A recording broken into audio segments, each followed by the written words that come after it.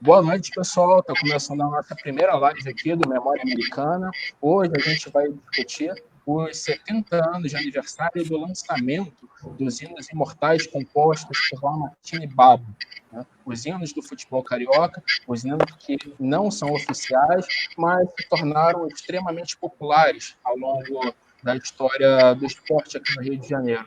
Os hinos ajudaram, inclusive, o esporte a difundir sua popularidade aqui pelo Estado e, por que não, pelo Brasil, né? Já que os clubes aqui do Rio de Janeiro estão entre os mais populares do país. Mas hoje a gente vai discutir uma bandeira muito clubista, naturalmente, que é a defesa do hino do América, que é um consenso aqui que é o hino mais bonito de todos. A gente conseguiu juntar hoje aqui um time de especialistas para debater a obra do Lamartine. Estamos aqui com o Trajano, que é o americano mais conhecido e o grande defensor dessa bandeira do América, bandeirante do América, por onde passa ele está fincando a nossa bandeira. Bruno Castro, que é pesquisador, ele fez a dissertação do mestrado dele, foi a respeito da obra de Lamartine Babo, ele estudou a fundo os hinos dos clubes do Rio de Janeiro, e estamos com o Leandro Vieira, que, claro, que dispensa qualquer apresentação, esse astro do carnaval carioca, amante da cultura popular, e por si só isso já seria para lá de suficiente para justificar a presença dele aqui falando do Lamartine, mas muita gente acompanhou o carnaval mais pelo grupo especial, talvez não tenha se dado conta, não tenha acompanhado tão de perto, mas o Leandro foi campeão esse ano também na Série A do Carnaval Carioca com a Imperatriz. Trouxe a Imperatriz Leopoldinense de volta para o grupo especial com o enredo Só Dá Lá Lá, que é uma releitura do enredo campeão da Imperatriz Leopoldinense, que abordava a obra de Lamartine Babo com aquela marchinha que hoje é muito discutida por conta do nome, é um tema polêmico que a gente pode abordar adiante, né? Eu vou deixar esse tema um pouco mais para frente. Quero dar boa noite a cada um de vocês e vou começar aqui, desculpe, Trajano, que é nosso grande representante, mas eu vou roubar essa primazia dele porque como o Bruno é pesquisador da obra do Lamartine e trabalhou muito nisso, eu vou convidar nesse momento o Bruno para dar o pontapé inicial. Tá bom. Bruno, tudo bem? Tudo bom. Como é que tá? Boa noite, Leandro, Trajano, Stefano. Prazer estar aqui com vocês. Data importante da gente falar e ter um time bacana para falar desse grande carioca, né? Esse ícone aí que a gente gosta tanto.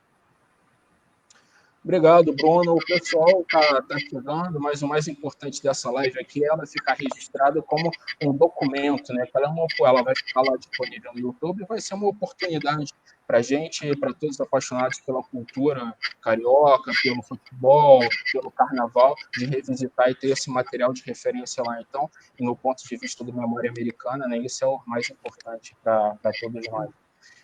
Bruno, vamos começar então.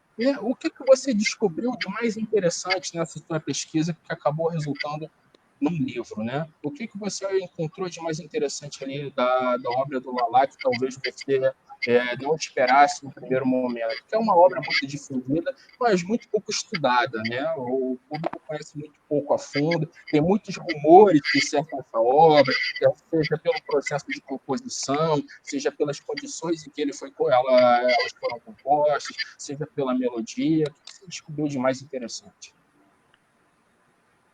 Então, Stefano, eu comecei no mestrado, no programa de mestrado da Universidade de Castelo Branco, que é a universidade que eu trabalho hoje, com o falecido professor Manuel Tubino, que foi ministro dos esportes, também um grande pesquisador do esporte brasileiro, um dos maiores, talvez. E a gente começou a estudar músicas nos estádios. Só que como eu tinha a minha pesquisa, eu tinha que deixar ela mais estreita, a gente chegou em música nas torcidas e chegamos nos hinos. E aí a gente resolveu, em conjunto, estudar os hinos. E, assim, um fato marcante para a minha pesquisa foi ter ido ao Museu do Futebol, porque lá no Museu do Futebol, no final, você conhece, eu não sei se o Leandro e o Trajano já estiveram lá, em São Paulo, no Pacaembu, no final tem aqueles fichários gigantes com a história toda dos clubes resumida. E nesses fichários, né, já que eu estava estudando os hinos dos 4 grandes mais o América, por conta do Lamartine, lá tinha o registro do inário completo. E com o tratamento hino oficial e hino popular, o que é confuso para os torcedores, né? Quando a gente pede para o torcedor cantar, canta aí o hino oficial do seu clube, aí o cara canta tra lá lá lá lá lá, ele vai direto, porque esses hinos do Lamartine, né, com a genialidade dele, realmente ficaram tatuados no coração e nas mentes do torcedor carioca e brasileiro. Mas o Lamartine também foi beneficiado por uma série de questões. Ele era um homem de rádio, ele era um artista, ele era um compositor carnavalesco reconhecido, e isso tudo ajudou, né? A época de ouro do rádio ajudou a impulsionar essa obra que é de extrema qualidade. Mas para chegar no Lamartine, eu tive que vir historicamente construindo o que tinha antes, né? E aí,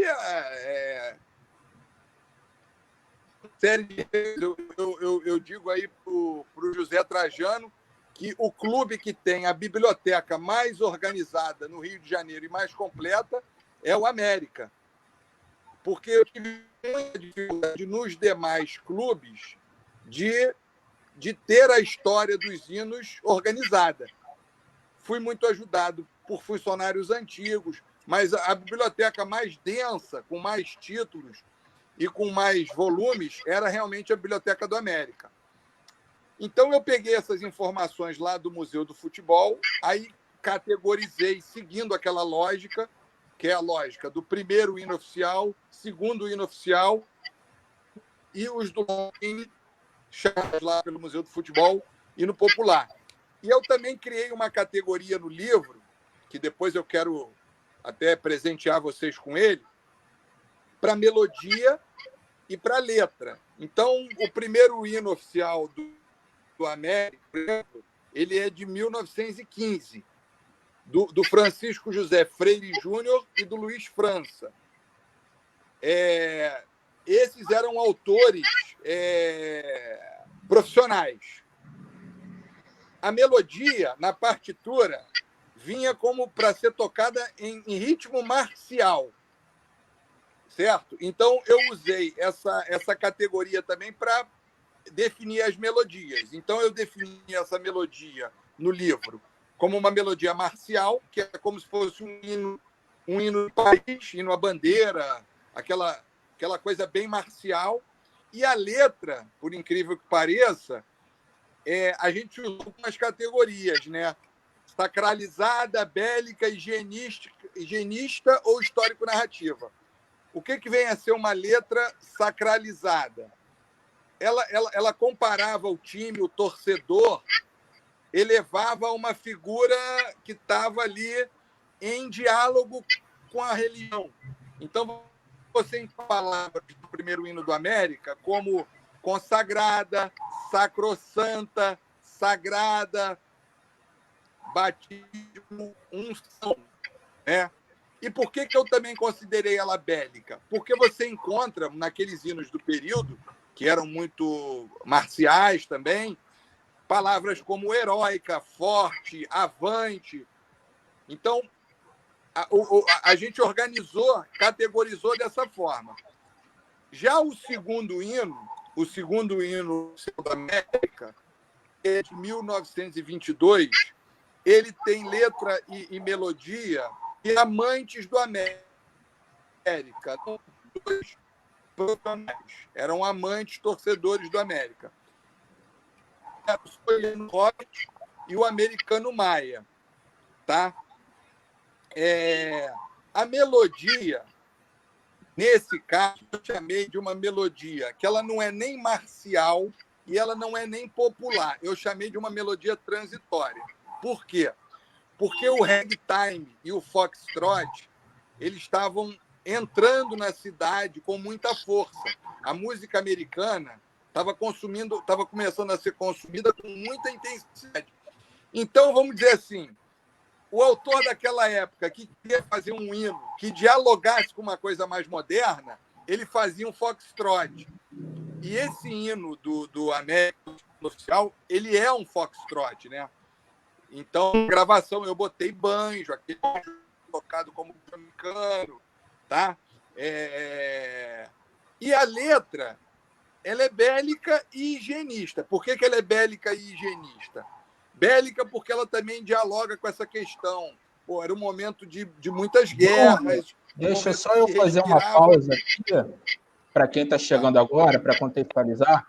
O Bruno está falando dos primeiros hinos da América, aqueles que antecederam o hino de Lamartine Babo. Né? Só para quem está chegando agora, de repente, não estranhar, né, essas referências, que não tem a ver naturalmente com o hino do Lamartine, mas são os hinos que antecederam. Pode prosseguir. Isso. Então, era um momento que se respirava um ambiente bélico, Primeira Guerra Mundial, as guerras nacionais. Então, a letra tem lá, Marchar para a Morte, Campos de Lúquita, né? Lúquita, a grafia ainda antiga, soldado, e higienista, porque alguns hinos do período tinham conteúdos discriminatórios, no sentido de que os clubes ainda eram um local da elite carioca. E isso se respalda em algumas letras. Por exemplo, vigoroso, tenaz, valente, novas forças, novos vigores. Agora, com muito menos intensidade do que as letras higienistas, por exemplo, do Fluminense Futebol Clube, onde isso, né, a questão da nova raça, a vigorar a nova raça brasileira, tinha a ver com aquele processo de branqueamento da população brasileira. E isso, logicamente, se refletia na história dos clubes e se refletia conjugadamente com as letras. Então, para poder chegar no Lamartine, eu tive que organizar isso, né? E cheguei até a obra do Lalá, que é o hino que a gente chamou, segundo a lógica do Museu do Futebol do Pacaembu, o hino popular. Tá? Bem, no Museu do Futebol não tinha a data de autoria do hino do Lamartine. Não tinha, estava em branco. Eu fui encontrar essa data consultando um livro na América chamado, vou falar para você, Antologia Lírica. É um livro Antologia Lírica do Fernando Bastos do Vale.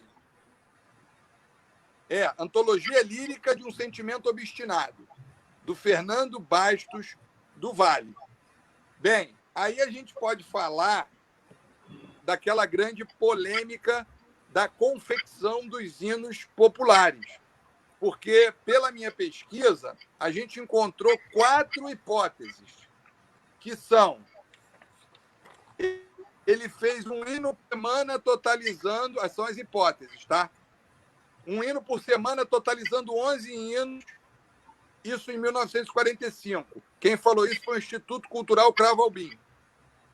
Bem, segunda hipótese, numa entrevista, o Luiz Felipe Lima, o violonista, que também é jurado do Carnaval, ele disse que o Lamartine foi desafiado por os colegas do Trio de Osso, Heber de Boscoli e a Yara Salles, que faziam o Trem da Alegria com ele, o programa de rádio na Marique Veiga.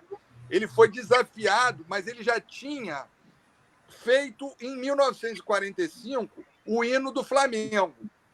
E o Lamartine tinha uma música em homenagem ao Flamengo antes desse hino de 1945. Então, essa seria a segunda hipótese. A terceira hipótese, também levantada pelo Luiz Felipe de Lima, me perdoe, foi que houve um patrocinador que encomendou os 11 hinos. Tá? Também foi levantada pelo Luiz Felipe. E uma hipótese que é muito conhecida no meio artístico e que é falada pelo radialista Birrian, já me falou várias vezes.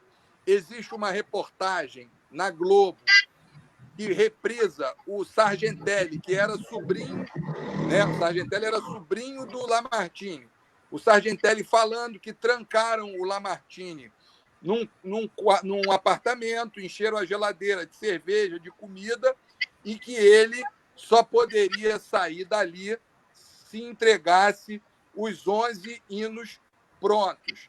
Então, e diz que botaram 2 seguranças, aí o Sargentelli fala e brinca que tinham 2 seguranças na porta, que o Lamartine não podia fugir. Bem, essa aí história é mais rigorosa. É verdade, essa aí é folclórica. Então, dentro desse contexto, o que eu procurei pesquisar para organizar? Eu procurei na literatura as literaturas que tinham a data do hino, para poder fugir das hipóteses. Entendeu? Então, fugindo das hipóteses e indo para a literatura, o único registro que eu encontrei da confecção desse hino foi na Biblioteca do América, esse livro, Antologia Lírica de um Sentimento Obstinado. Então, para concluir aqui minha fala, isso virou uma dissertação, uma defesa, e depois eu transformei num livro e gravei um disco. Nesse disco tem Vasco, Flamengo, Fluminense, Botafogo e América. Então, ele tem 14 obras. Por que tem 14 obras? Porque todos os clubes citados têm 2 hinos oficiais e um popular, exceto o Flamengo, que só tem um oficial, que é aquele hino. Flamengo, Flamengo, tua glória é lutar. Esse é o hino oficial do Flamengo. E os outros, cara, são materiais históricos assim extraordinários, por conta da riqueza do linguajar, por conta da riqueza melódica, por conta da peculiaridade do período, mas não são hinos para você cantar no estádio. Você não imagina, né, você chegar no estádio e cantar um hino daquele com tamanha complexidade melódica e de letra. Então, eu acho que o Lamartine, para concluir, ele deu um tiro assim muito certeiro, porque a marchinha carnavalesca estava em voga, ele tinha marchinhas assim extraordinárias, ele transportou aquilo para o inário com uma letra saborosa, de fácil aprendizagem. Aí o Maracanã sendo aberto, o alto-falante instalado, a charanga do Jaime chegando e levando também música para os estádios. Cara, juntou esse caldeirão, o Lamartine, né, nadou de braçada, e o que está tatuado aí na nossa mente, no nosso coração, são realmente as obras desse gênio. Obrigado, Bruno. Leandro, a gente mal começou, né, mas tem assunto, tem enredo, né? Deve ter sido difícil para você. Sim. Então, boa noite a todos aí. É um prazer estar com vocês aqui nesse papo, para poder falar do Lamartine, para falar da cultura popular do Rio de Janeiro, né, do Brasil, mas mais especificamente do Rio de Janeiro. Acho que o grande lance, o grande barato da obra do Lamartine é que o Lamartine ele compôs, embora a gente conheça muito o Lamartine das marchinhas, mas o Lamartine, além do carnaval, o Lamartine foi um cara que compôs para as festas juninas, o Lamartine é um cara que compôs valsas, o Lamartine é um cara de um repertório musical muito amplo.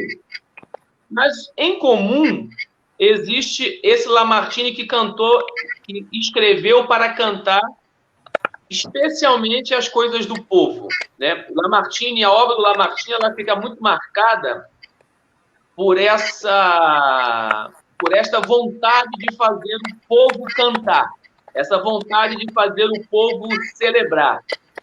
Então, como o nosso amigo já adiantou, o Lamartine era basicamente um homem do rádio, e por ser um homem do rádio, talvez de um dos mais importantes programas do rádio, o Trem da Alegria, Lamartine desfrutava de um prestígio na cena musical que poucos compositores do mesmo período desfrutavam. O Lamartine era um compositor genial e que desfrutava da popularidade de um programa no rádio. Para mim, o grande lance do Lamartine com relação ao hino que a gente... Eu fui descobrir que esses hinos não eram os hinos oficiais quando fui desenvolver o enredo pesquisando o Lamartine. Que na minha cabeça de torcedor, oficialmente ou extraoficialmente, eram os hinos do Lamartine que eram os oficiais, né? Porque o oficial é esse que está na boca do povo, é esse que o povo canta. Então, acho que a grande sacada do Lamartine foi ter composto esses hinos ao gosto das músicas que ele compunha e fazia sucesso. Na verdade, os hinos dos times cariocas são marchas carnavalescas. Quem acompanha o carnaval de rua da cidade, não é raro você, depois de marchinhas carnavalescas consagradas, não é raro as bandas carnavalescas, as charangas de rua, os coretos do subúrbio, emendarem uma sequência com o hino dos times, né? E isso leva foliões à loucura. Então, a grande sacada do Lamartine foi essa: pegar uma estrutura extremamente conhecida, a marcha carnavalesca era extremamente conhecida no período, fazer uma letra que falava aos corações dos torcedores e permitir que isso ganhasse um terreno que é o terreno público, né? Que é o terreno das torcidas, que é o terreno, como o Bruno falou, da charanga do Jaime, que fazia com que o hino do time estivesse no Maraca, mas estivesse também na rua durante o carnaval, estivesse na boca das pessoas comuns. Lamartine compôs o hino dos times com a mesma alegria das pessoas que cantavam na rua, né? Foliões, torcedores, cantam seus hinos com alegria. É uma espécie de ode à vida, né? É um tributo ao seu time, mas que também é um pouco do seu amor externado. E isso é o que faz com que o trabalho do Lamartine para o futebol seja considerado o oficial, apesar de oficioso. Porque quando você tem uma composição que fala diretamente ao coração de quem ela é destinada, aquilo é oficial e ponto. Aquilo é oficial e ponto final, né? Eu só fui tomar conhecimento dos hinos oficiais dos times a partir da pesquisa, como eu disse, e ao longo desses 30 anos conhecendo a obra do Lamartine como oficial, não consigo achar que nenhuma outra composição fale melhor do que a que eu aprendi. E a mesma forma é o que acontece acho que todo o carioca, né? Eu acho que hoje nenhum carioca admite ou considera impossível que os hinos do Lamartine não sejam os hinos oficiais de seus times, porque é uma obra que fala diretamente ao coração de uma torcida espalhada pelo Rio de Janeiro como um todo. Eu tenho uma pergunta sobre isso, mas eu vou deixar para daqui a pouco para a gente incluir agora o Trajano na conversa, né? Trajano, depois dessas duas falas brilhantes da história do Carnaval, do Rio de Janeiro e do futebol, né? Eu queria que você falasse um pouco sobre o teu sentimento com relação à obra do Lalá. Bom, depois dos dois fica um pouco complicado, mas eu vou seguindo uma estrada aqui que pode parecer até antipática, mas primeiro dizer o seguinte: eu acho que o Lamartine é muito injustiçado na história da música popular brasileira. É um compositor brilhante, de uma alegria impressionante. E o Lamartine não sabia escrever música. Ele era ele pedia para alguém escrever para ele. O único hino que tem parceria musical é do Fluminense, que, aliás, faz aniversário hoje, 118 anos hoje, que é a melodia do Lírio Panicali. As outras melodias, o Lamartine cantarolava. Tudo que o Lamartine fez na música popular brasileira, nas músicas juninas, nas músicas dos hinos dos clubes, nas marchinhas de carnaval, ele cantarolava, ele anotava ali. E a música, e o Lamartine era brilhante. Isso que o Leandro falou, de cantar, é o compositor do povo, da alegria do povo. Quer dizer, os hinos do Lamartine são sensacionais. Agora, particularizando no hino do América, que é um dos motes da nossa conversa. Antes, quero dizer que eu tenho 3 coincidências absurdas com o Lamartine. Se eu não tenho a melhor de todas, que seria eu ter um compositor do talento dele. Eu estudei no São Bento, como ele, eu sou tijucano como ele, e sou fanático torcedor do América como ele. 3 coincidências admiráveis. A música do América... Como jornalista, né? Tem o mesmo talento como jornalista, né? Não, mas o Lamartine... Eu conheci o Lamartine. Eu, como fui um garoto que frequentou ali a sede do América de Campos Sales, aliás, quero dizer para o Bruno que aquela sede acabou, foi destruída, e essa biblioteca maravilhosa deve estar numa casa alugada pelo América na Rua Gonçalves Crespo, que é ao lado, no caminho para a Praça da Bandeira. Eu conheci o Lamartine. Lamartine ia muito ao bar do América e bebia muito com meu pai. Lamartine gostava dos golosinhos e ficava ali bebendo e tal, no bar do América. E teve aquela cena famosa, quando o América foi campeão em 60, que ele tinha feito uma promessa, que tinha prometido que sairia vestido de diabo, e saiu vestido de diabo em cima de um carro aberto, né, carro conversível, e saiu pelas ruas da cidade vestido de diabo. Mas, falando do hino do América, há não digo nem polêmica, porque é audível, a coisa da melodia do hino do América, né, que foi uma polêmica dizendo que ele puxou. Tem essas 4 polêmicas, que ano que foi feito, de que maneira foi feito, né, que o Bruno colocou. Se foi de uma tacada só, o Flamengo foi antes, ou depois foi de outro, depois de outro, essas 4 possibilidades. Mas falando da melodia do América, é uma outra polêmica. Se foi culpado de um musical americano do 1900 de bolinho, que é o Ho, Ho, Ho, Ho, ou uma música australiana, que eu já ouvi, e que realmente a melodia é muito parecida e pode ser um plágio. Mas o Lamartine tinha direito a fazer o plágio que ele quisesse. O compositor de marchinha de carnaval é muito... ele tem, vamos dizer assim, a autorização, vamos dizer, de se aproveitar de detalhes aqui e ali para transformar isso numa coisa para o povo, para a população, para você cantar na rua, para a torcida dos estádios. Então, não me chateia, quer dizer, o fato das pessoas... Quando eu saio nas ruas, e as pessoas sabem que eu sou América, muita gente cantarola o hino do América para mim, que é considerado por muita gente o mais bonito de todos. E outros, assim, para me encher o saco, falam, não, mas é plágio.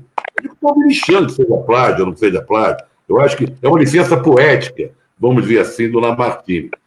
Então, eu queria até que, aproveitando o Bruno e o Leandro, que falasse um pouco dessa coincidência melódica do hino do América, dessa coisa do Ho, Ho, Ho, ou dessa música australiana, o que não impede dele ter feito um trabalho magnífico, porque o Lamartine não só era um brilhante compositor, brilhante letrista, principalmente, com um bom humor, era uma sátira, o improviso, a boa sacanagem, no bom sentido, né?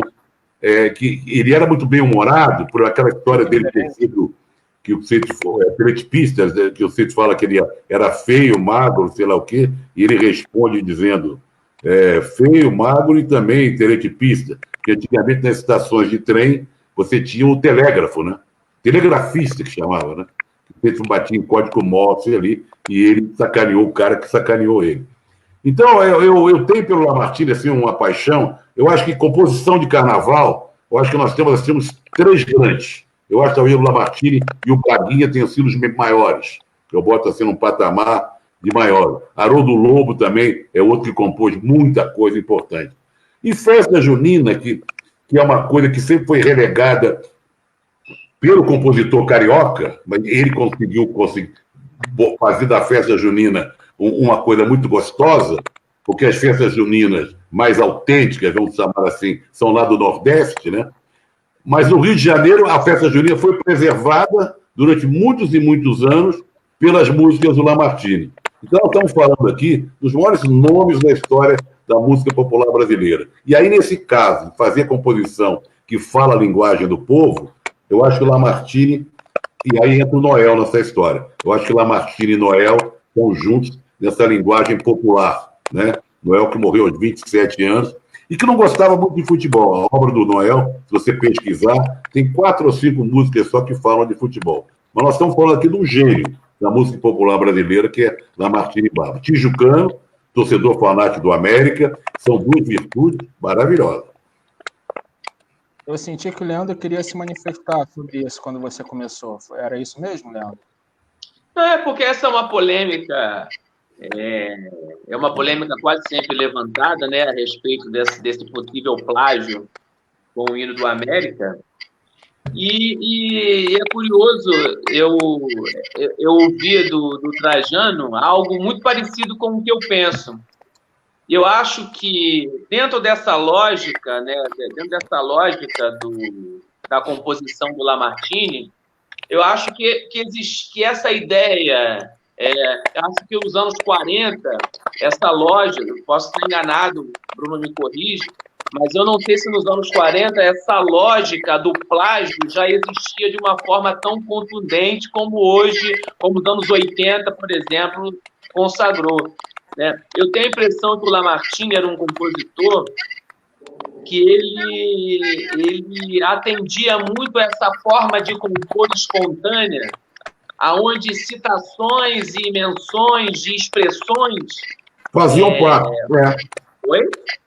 Faziam parte nessas citações, menções. Sim, faziam parte como até, por exemplo, a ideia do... eu li muita coisa a respeito da marchinha, O Teu Cabelo Não Nega e tudo mais, e eu li coisas a respeito da expressão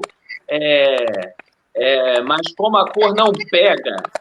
Né? E existe uma versão, né, existe uma corrente que defende a cor não pega como essa ideia do o não pega não seria de pegar, de contaminar, né?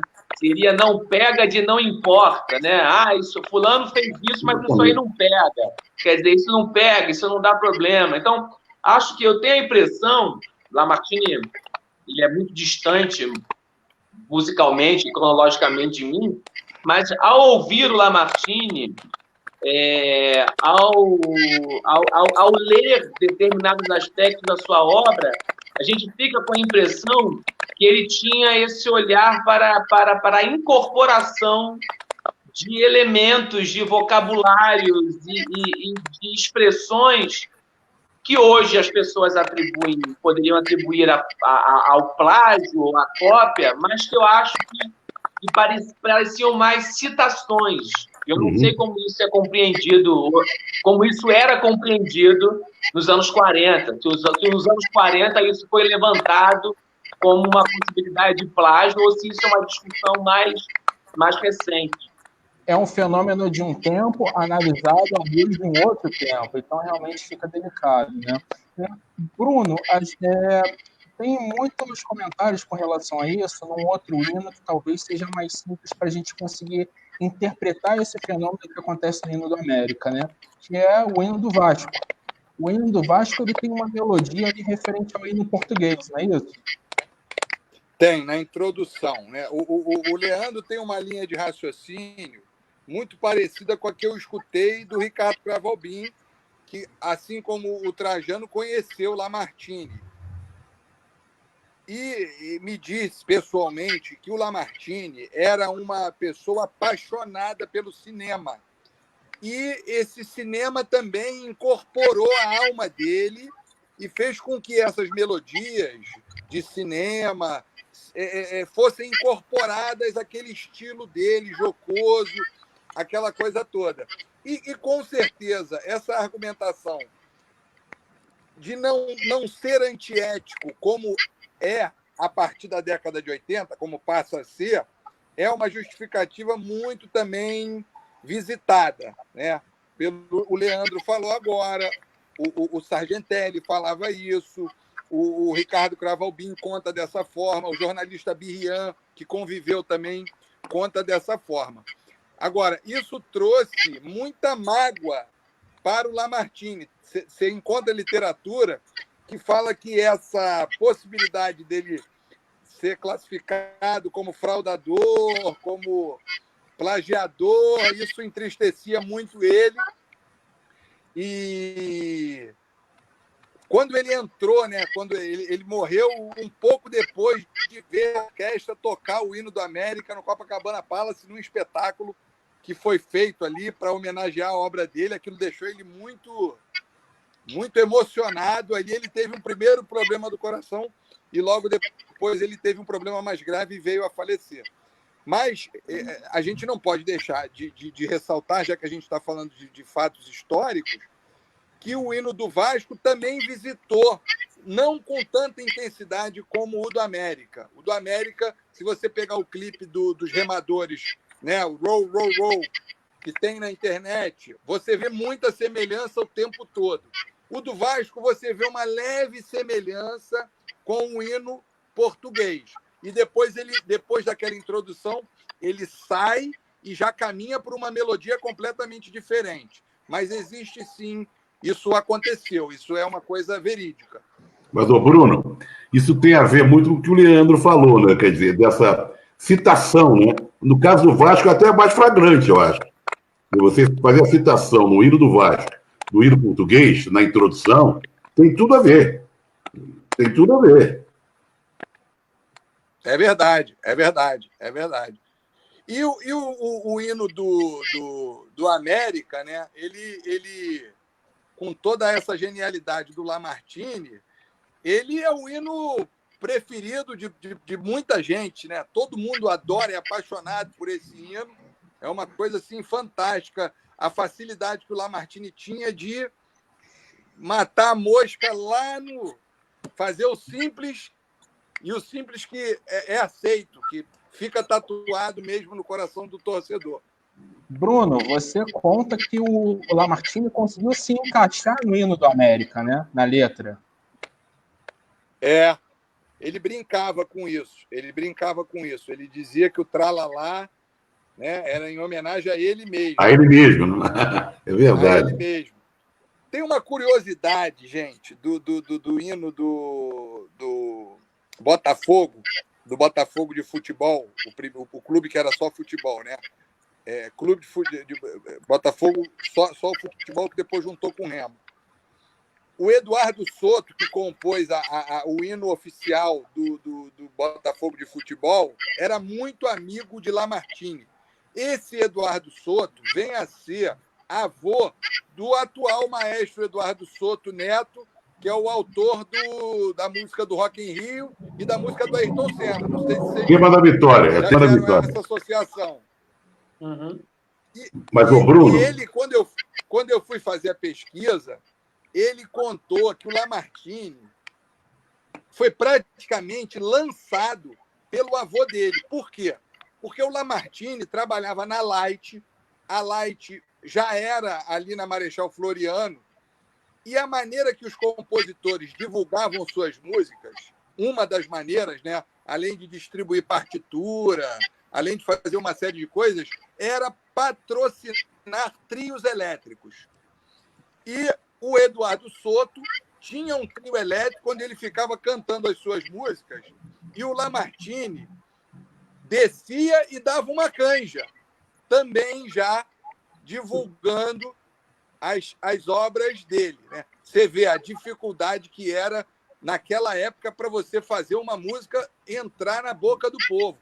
Então, a gente está falando de compositores que tinham muito mais dificuldade de tornar uma obra popular do que os compositores atuais. Então, a curiosidade foi o seguinte: esse autor, né, do hino oficial do Botafogo, o Eduardo Soto, foi o padrinho musical do Lamartine. Então, eu, no meio da pesquisa, eu vi essas histórias se encontrarem. E eu entrevistei o Eduardo Soto Neto, que é o autor do tema da vitória do Ayrton Senna, lá na minha editora, na Gávea, que é o Warner Chappell, e ele falou: Bruno, o piano de cauda do meu avô, ele tinha as marcas da unha do Lamartine. Porque o Lamartine, quando ele ia vender uma música, ele ia cantar, vou cantar uma música aqui para ver se o artista vai gravar. Ele fazia toda uma encenação que envolvia assovio, envolvia umas introduções cômicas e envolvia umas batucadas que poderiam ser na mesa do bar, poderiam ser na caixa de fósforo, mas, por exemplo, quando ele ia mostrar lá para o maestro Eduardo Soto, ele batucava no piano de cauda e ele falou: porra, Bruno, isso é uma coisa que eu tenho, ainda existe lá no piano as marcas da unha do Lamartine fazendo aquelas batucadas.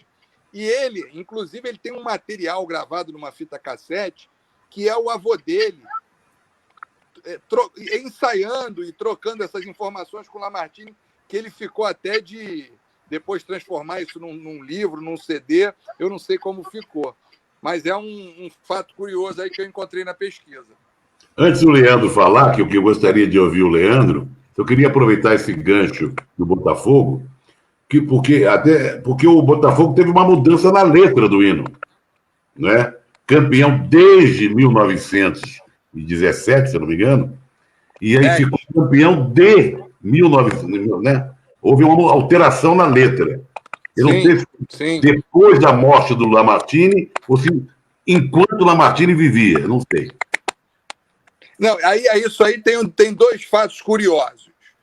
Um fato curioso é o seguinte: no estatuto dos clubes, o único que botou as 3 obras foi o Botafogo. Se você ler o estatuto do Botafogo, você tem primeiro o hino oficial tal, segundo o hino oficial, hino popular tal, do Lamartine. Agora, coincidentemente, ou então por uma ironia do destino, o hino do Botafogo não foi aceito, o que foi uma mágoa para o Lamartine também, justamente por essa história que você está contando.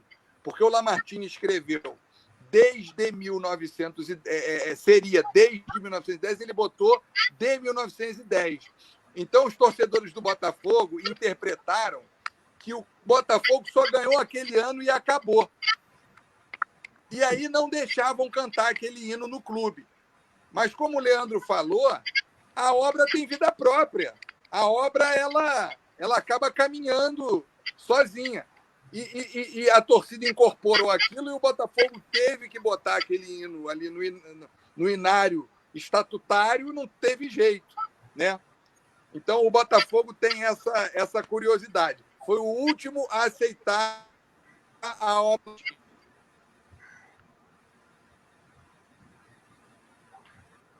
Leandro, eu li uma entrevista sua antes do Carnaval, quando você falava sobre o enredo da Imperatriz esse ano, que foi uma reedição, né, do enredo de 81, aliás, a pergunta é justamente essa, eu explico, que era O Teu Cabelo Não Nega, de 81, que a Imperatriz foi campeã, e a sua versão ela foi rebatizada, né, já com um nome de Só Dá Lalá. E na sua entrevista você disse algo que naquele momento me pareceu genial e depois eu falei, nossa, mas é tão simples, na verdade deveria ser sempre assim, né? Você disse que considerava não uma reedição de enredo, como se fala aí, né, por aí quando tem um samba reeditado, mas sim, disse que era na verdade uma reedição de samba, era assim que você considerava, e isso te fez trabalhar o enredo todo à sua maneira, né? Como você interpretava, como você entendia que ele deveria ser trabalhado. Queria que você falasse um pouquinho sobre isso. Sim, porque o carnaval original, feito pelo Arlindo Rodrigues, o desfile em si era uma característica do Arlindo. O Arlindo fez algumas biografias. Na própria Imperatriz, ele fez a biografia da Dalva de Oliveira, né, com um desfile chamado A Estrela d'Alva. E era uma característica do Arlindo Rodrigues, um super carnavalesco, que ele tinha como tradição, ao abordar biografias, ele contava de uma forma muito extensa a vida do homenageado, né? Ele passava pelo fato do Lamartine ter estudado no Colégio São Bento, ele passava pelo fato do Lamartine ser jucano, passava pelo teatro de revista, passava por uma série de situações, passava pelo casamento do Lamartine, passava por uma série de situações particulares e que eu preferi não focar no desfile refeito, eu preferi focar no samba. E o samba, ele tem um aspecto muito festivo, né? O samba do Zé Catimba tem um aspecto muito festivo. E eu foquei o desfile da Imperatriz de 2020 no aspecto festivo do Lamartine, né? Eu foquei no Lamartine que compôs para o São João, para o futebol e para o carnaval. Quer dizer, o Lamartine da festa, o Lamartine que é acolhido pelo coração da população comum, né? O coração do povo.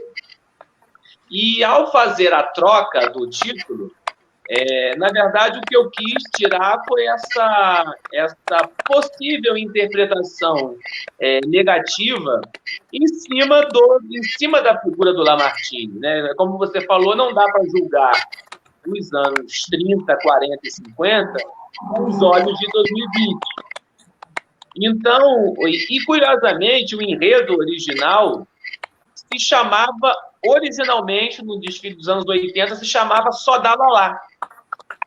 Lalá era um apelido carinhoso que o Lamartine era chamado, e o enredo originalmente se chamava Só Dá Lalá. Com a escolha do samba, que era um samba que falava em teu cabelo não nego, um grande amor se apega, musa divinal. Com a escolha do samba, criou-se um apêndice. Só dá lalá, o teu cabelo não nega. E eu resolvi só tirar essa menção, porque o teu cabelo não nega podia levantar uma discussão racial, que não estava no contexto da abordagem, para deixar a coisa mais leve, realmente, né? Então, como eu disse, era uma reedição de samba. E o samba em si tratava a questão da negritude de uma forma muito admirada, né? Porque quando ele fala em teu cabelo não nega, um grande amor se apega, musa divinal, ou seja, o samba colocava esse aspecto da negritude como algo inspirador, né? Como uma mulher que inspira, como uma musa divinal, que acabou sendo vivida pela cantora Isa, uma preta linda, uma cantora super talentosa, que tinha todos os atributos para ser uma musa divinal. Maravilha. Ô, Leandro, você sabe que eu sou brasilense, você me proporcionou um desfile extraordinário, mas assim, o desfile, tiveram 2 desfiles na minha vida que foram extraordinários. Um foi quando a Mangueira do Amanhã reeditou Braguinha. Sim. E eu levei meus filhos e meus filhos me viam pulando, achando que eu estava assim eu desfilei, eu brinquei mais do que meus filhos. E o desfile do Lamartine, que eu desfilei esse ano, ele foi um desfile solto, lúdico. Você desfilou esse ano na Imperatriz? Desfilei, eu sou da ala de compositor da Imperatriz desde 90. Bacana. Assim, a Imperatriz estava precisando daquela injeção de autoestima e foi um tiro certeiro, foi um tiro certeiro a escolha da reedição do enredo e escolher você para trazer aquilo de uma forma tão lúdica. Eu levei um amigo, rapaz, ele que é da Caprichosa de Pilares, mas ele desfila sempre comigo na Imperatriz, que é o Tony de Pilares. E ele, rapaz, ele ficou numa alegria, assim, que dava gosto de ver ele desfilando. E ele, semanalmente, ele vê o desfile no YouTube, de tão contente que ele ficou. Esse samba do Zé Catimba, ele captou de uma forma muito magistral o espírito festivo do Lamartine, né?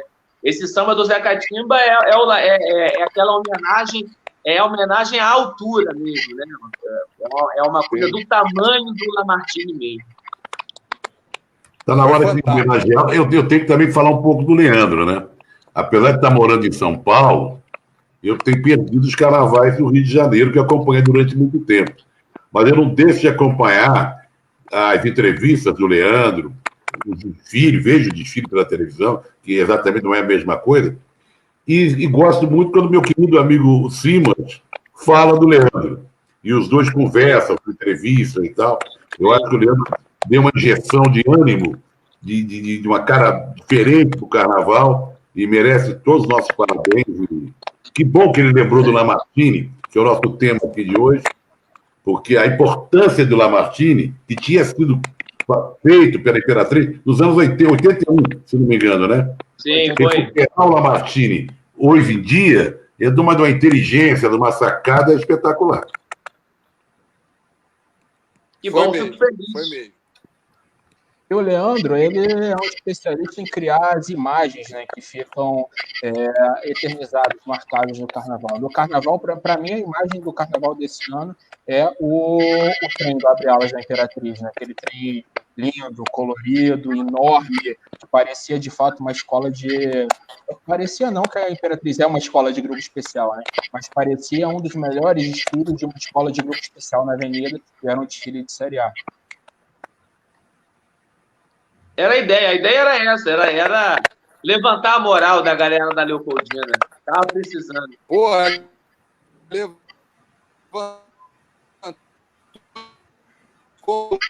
Acho que o áudio do Bruno está falando um pouco. Ô, Stefano, já que nós estamos aqui falando dos hinos, e há também uma polêmica, uma divisão entre as pessoas, dizer que o hino do América é o mais bonito, outros dizem que é o do Fluminense, porque tem uma melodia mais rebuscada, a torcida do Flamengo, que a maioria diz, não, peraí, o nosso é sei lá o quê.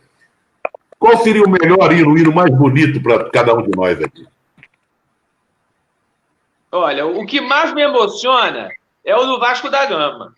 Tu vai ter suspeito. Esse é o mais bonito, mas é o que mais me emociona. Eu também fico com isso. Eu não sei se o América é mais bonito, mas o que me toca mais é o do querido América. Então. E você, Bruno? O Bruno está com problema na internet. Bruno, você nos ouve? Eu dei uma travada. Vocês estão ouvindo? Estamos. Vocês estão me ouvindo? Estamos Sim. ouvindo. Você perguntou qual hino que eu acho mais bonito, porque deu uma Qual que te toca mais? Por aí. Eu sigo o coro. Eu acho o hino do América o mais agradável, o mais lúdico. É o que realmente eu acho uma melodia fantástica. Eu gosto muito do hino do São Cristóvão, que o Lamartine compôs. Eu acho belíssimo também o hino do São Cristóvão. Mas eu acho também o mais bonito o hino do América. Acho uma obra-prima. O mais diferente é o hino do Canto do Rio, né?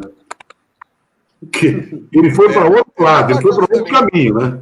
Como o Canto do Rio era do outro lado da Bahia, era uma licença poética o Canto do Rio participar do Campeonato Carioca, e ele que era do antigo estado do Rio, o próprio hino do Canto do Rio é completamente diferente de todos. É verdade. Eu gosto também do hino do Canto do Rio. É interessante. O hino do Bangu também é interessante. Acho muito interessante o hino do Bangu. Para quem chegou agora, né, antigamente a gente tinha uma divisão, né, entre o estado do Rio e o estado da Guanabara. Niterói era a capital do antigo estado do Rio e a Guanabara era o que hoje a gente conhece como a capital, né, a cidade do Rio de Janeiro.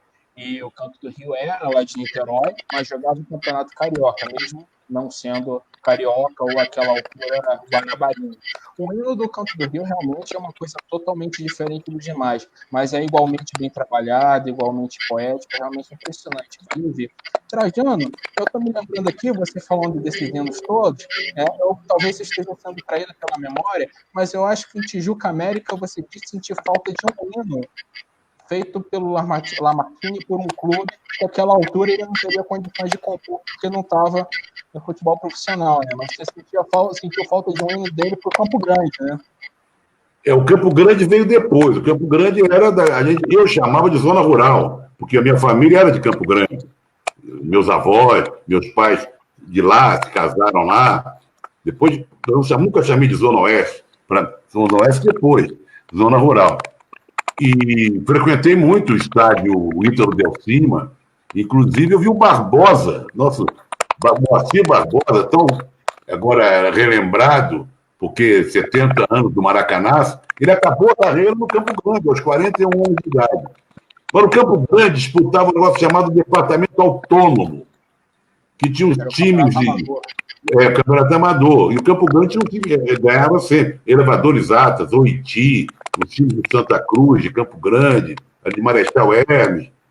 E o Campo Grande entrou na divisão profissional em 1961, ganhando até do Botafogo no primeiro jogo no Maracanã. E com a entrada no Campo Grande, o Canto do Rio, um ano depois, saiu. E para ver o jogo do Canto do Rio era sensacional. A gente tinha que atravessar de barca, era um programaço, né?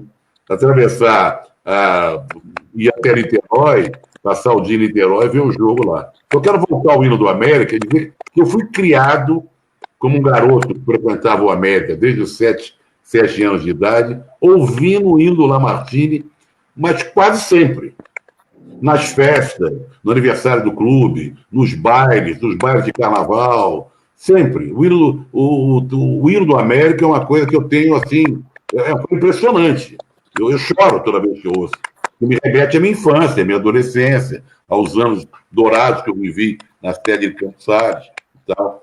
E você falou em Guanabara, tem que lembrar sempre, né, Stefano, que nós fomos o primeiro estado da Guanabara em 1960. Né? Vai fazer 60 anos agora, no final do ano, e a memória americana vai lembrar essa data também.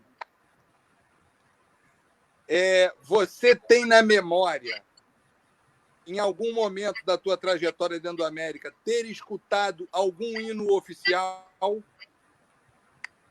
Não, primeiro que eu não sou tão velho assim, né, Bruno? Não, mas é brincadeira. Não, sempre foi o hino do Lamartine, e a gente tinha muito achava aquilo o máximo, quer dizer, o Lamartine, torcedor fanático do América, ter feito um hino com aquela qualidade, que era tido pelos outros torcedores como o mais bonito. Isso nos enchia de orgulho, né? E o Lamartine andando ali pela sede, sabe? Conversando com as pessoas. Nós tínhamos o nosso ídolo ali, andando de um lado para o outro. Que orgulho, sabe? Eu, garoto, vi o Lamartine na minha frente, esse cara fez o nosso hino. Nosso hino é o mais bonito. Agora, tem uma coisa. Quando o América foi campeão em 60, esse primeiro campeão do estado da Guanabara, a gente começou a cantar, assim, campeões de 13, 16 e 22, de 60. Eram as pessoas da arquibancada do América, quando o América tinha uma torcida um pouco maior que hoje. Incluiu 60 na letra. É um recorte de uma época, né? Foi eternizado, mas ele pegou ali pincelados dos momentos que os clubes estão vividos, né? E é interessante que acabam sendo muito precisos, né? Porque são recortes de um momento, mas que são partes que acabaram representando muito bem o todo, no final das contas, né? Porque todo mundo tem essa sensação quando ouve o... Tem que botar aqui, ó. Stefano, peraí. Tem que fazer parte do cenário aqui, né? Fica na minha estante aqui, ó. Levanta pra gente ver. Viu? Ó.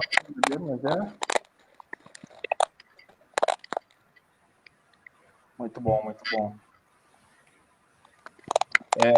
Então, os hinos são parte... Agora, eu estou perguntando ao Leandro, antes de acabar. Leandro, alguns clubes, alguns ídolos do futebol já viraram enredo de escola de samba. Em desfiles, primeiro grupo, ou não. E você se recorda de alguns? Você lembra de alguns? Cara, o Flamengo foi o enredo da Estácio de Sá, né? Cobra coral, papagaio vintém. Muito bom. Pro negro, não tem pra ninguém. O Vasco da Gama também foi enredo, mas derrubou o Unidos da Tijuca. Não sei se vocês lembram. Agora, teve União da Ilha, que foi no domingo, né? Que não era exatamente futebol, mas... mas o domingo mencionava o futebol, né?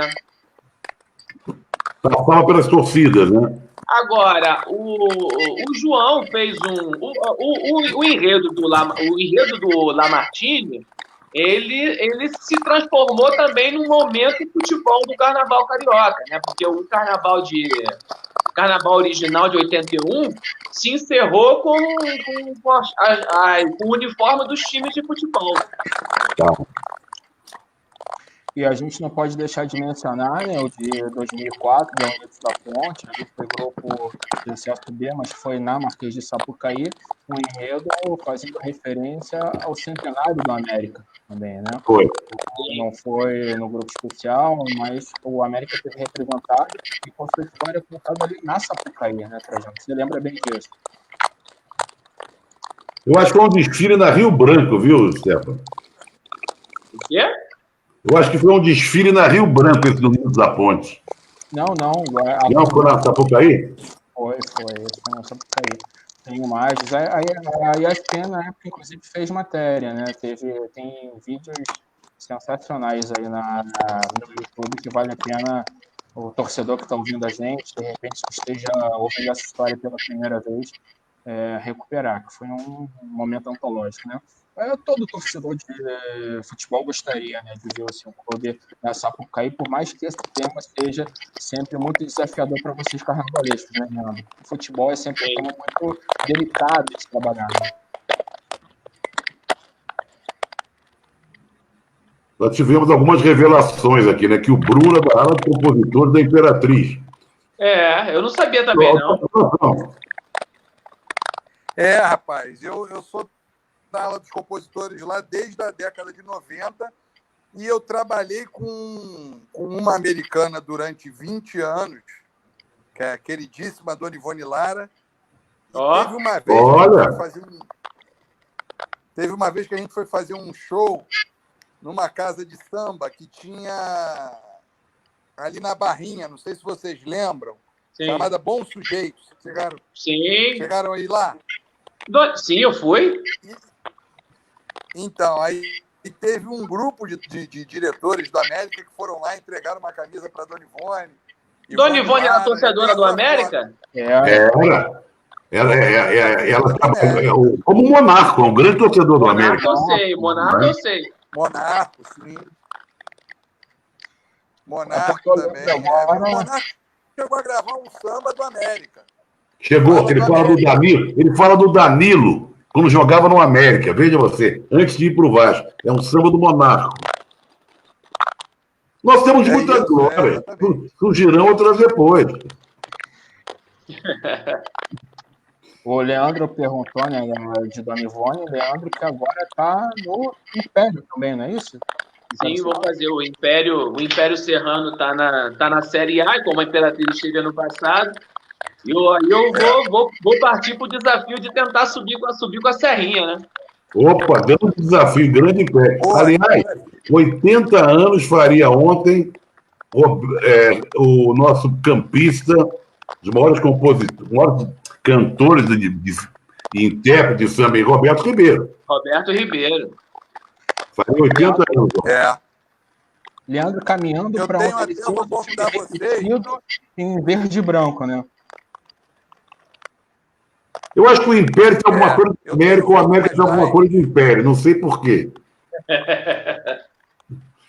Muita gente faz essa observação, Trajano. Muita gente acha isso acha que são histórias bem parecidas, né? Não tem uma simetria perfeita entre o futebol e o carnaval, né? Nesse caso, mas de fato eu acho bem pertinente. O que você acha, Bruno? Bruno? Acho que a internet dele não está muito boa, não. Está com problema aí. Acho que ele não está nos ouvindo muito bem, não. Bruno? Vocês estão me ouvindo? Não, Oi. Agora ficou mudo. O Bruno está... Oi, estão me ouvindo? Estamos. Está ouvindo a gente? Está nos ouvindo, Bruno? Então, eu estava falando para vocês, está falhando a internet, mas eu estava falando para vocês que, quando ele falou na Serrinha, ano que vem, a Dona Ivone faria 100 anos. Dona Ivone Lara. E eu tenho feito umas lives sobre o legado dela. Depois eu vou mandar para vocês acompanharem A gente está fazendo uma visitação à obra dela a partir dos produtores musicais. Está sendo muito bacana. Aí o Leandro falou aí da Serrinha, me fez lembrar dessa questão da Dona Ivone. Legal. Maravilha. O Império Serrano é uma instituição fundamental, né, do carnaval brasileiro, como a gente entende de forma clubista, né, mas real, que o América é, né, pro futebol. Então, sem dúvida nenhuma, é fundamental. Todo mundo gostaria de ver o Império numa situação melhor e tomara que ele agora encontre o rumo, né, que o Leandro consiga levá-lo para a Série A e que ele mesmo, para o grupo especial, né, na Série A, e que ele ali permaneça, né, por bastante tempo. Ô, Stefano, eu quero te cumprimentar por preservar a memória americana, sabe? Pessoas como você são importantes para que a gente não desapareça do mapa. Porque cada vez a gente está mais esquecido, o futebol na América quase não existe, os torcedores estão morrendo, tem uma torcida muito velha, com poucos jovens, então esse trabalho seu de memória americana tem que ser reverenciado, exaltado, e cumprimento por isso. Obrigado, Trajano. Eu trabalho com um grupo, né, de pesquisadores e jornalistas. Somos 5 hoje no Memória Americana e, naturalmente, esses cumprimentos todos são extensivos a eles, né? A nossa equipe que trabalha para resgatar essa história. Para quem não conhece, não está muito por dentro, da Memória Americana é um trabalho independente, né? Não é de dentro do América, né? É um grupo de torcedores, jornalistas, pesquisadores que tenta resgatar esses momentos importantes da história do clube para valorizá-lo, porque o América vive um momento bem delicado há bastante tempo, né? Então, se a gente não preservar a história, que é o nosso orgulho, em pouco tempo vai sobrar muito pouco para ser cantado. Né? Obrigado, seu apoio fundamental, Trajano. Acho que o Bruno está tentando acertar ali o som, né? Mas, basicamente, é isso, né? A gente teria muito mais a abordar, porque são temas que nos apaixonam, né? O carnaval, o samba, o Lamartine, o futebol, o América. Mas, nesse momento, eu quero abrir espaço para considerações finais de vocês, né? Para cada um de vocês poder adicionar aquilo que gostaria de ter dito e que a gente não conseguiu debater nesse momento, porque o assunto foi por outro caminho, porque acabou ficando ou não ficando pertinente no momento que a gente vai falar do outro participante, mas são abordagens, observações, percepções que a gente gostaria, né, de poder compartilhar com todo mundo. Vou começar pelo Trajano, então. Bom, eu acabei de cumprimentar você e a Memória Americana, que eu acho um trabalho exemplar, né? Eu, como torcedor do América, eu fico muito emocionado de saber que existe esse trabalho. Eu achei muito legal conversar com o Leandro, de quem sou fã, admirador, conhecer o Bruno, que é um pesquisador, foi um trabalho muito legal, e pode se reunir de novo comemorando, falando dos 100 anos da querida torcedora do América, Dona Ivone Lara, né, no próximo ano. Obrigado. Eu quero agradecer a oportunidade de estar nesse papo com vocês, com o Bruno, com o Trajano, pessoas que eu sou fã de acompanhar o trabalho à distância, então para mim é muito bacana estar ouvindo vocês aqui, participar, agradecer ao Stefano essa possibilidade de contato. Para mim é sempre bom, principalmente nesse período tão conturbado da vida de todo mundo, onde a gente está vivendo um momento muito difícil de isolamento e tal, que o país parece estar muito confuso. Para mim é sempre importante falar e me apegar com o assunto do Brasil que eu acredito. O Brasil que eu acredito é esse. É o Brasil da cultura popular, né? É o Brasil feito pelas mãos populares, que é o Brasil do futebol, é o Brasil do samba, é o Brasil do carnaval, é o Brasil das ruas, e é o Brasil que o Lamartine deu voz. Então é muito bacana nesse momento tão obscuro das nossas vidas de pandemia e de uma situação política e econômica muito, muito confusa, poder se apegar no Brasil que vale a pena. E é esse Brasil que a gente passou aqui essa 1 hora papiando. O pessoal aqui já está lamentando nos comentários, né, que esteja terminando a nossa conversa, mas o trabalho continua, a gente vai ter outras oportunidades de resgatar outros momentos fundamentais e fatos históricos da história da América, né? Bruno?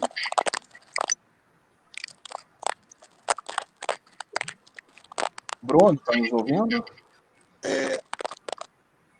Vocês estão me ouvindo? Estamos. Vocês estão me ouvindo? Estamos. Pô, cara, eu tô sendo prejudicado aqui por uma internet que está me matando. Mas olha só, eu queria mandar um abração para vocês. Stefano, muito obrigado aí pelo convite, poder ter participado desse papo muito empolgante com o Leandro.